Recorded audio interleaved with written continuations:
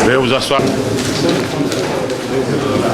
Je ressors de cet exercice avec un sentiment de très grande fierté, puisque, encore une fois aujourd'hui, nous avons montré, gouvernement, classe politique, force vive de la nation, que lorsque les Maliens se réunissent, se rassemblent, qu'ils regardent dans la même direction, qu'ils se parlent, ils font des bonds en avant.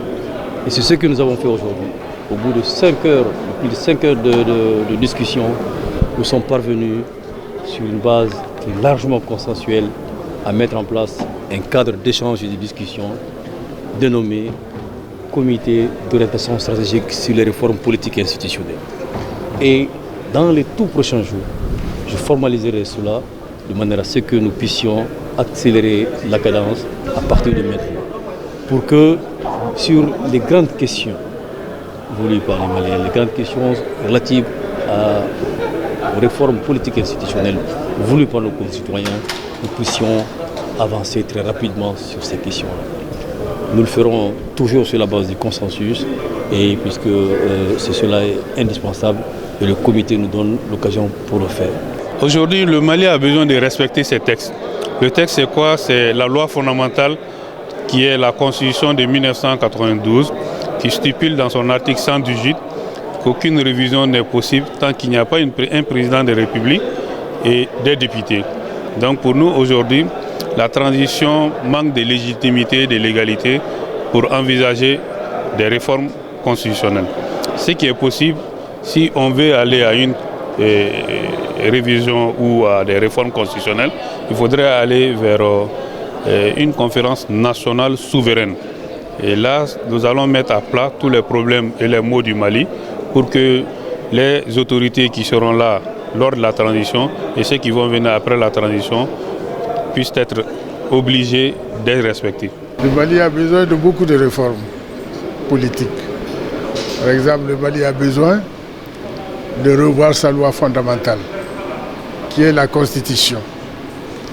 Mais nous pensons que c'est difficile pour la transition de faire adopter une nouvelle Constitution. On n'aura pas le temps pour ça. Et c'est un problème qui divise les Maliens.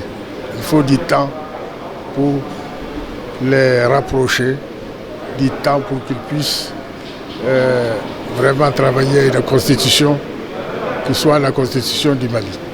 Il y a la loi électorale, on la manipule souvent, mais elle est très bonne. C'est son application qui est mauvaise. Chaque élection est pire que l'élection précédente.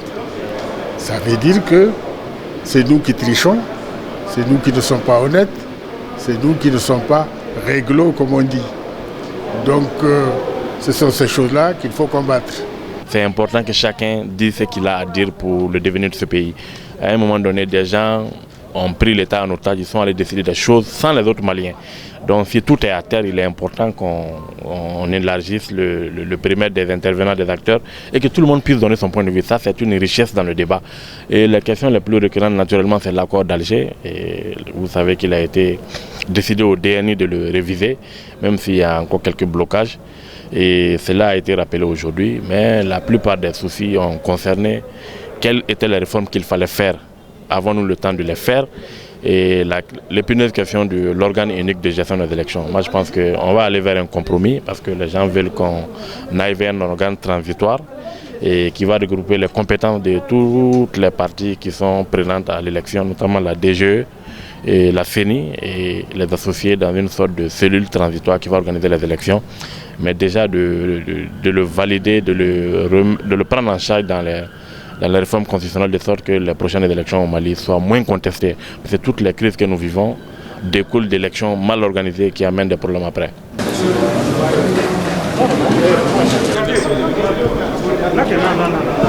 Non.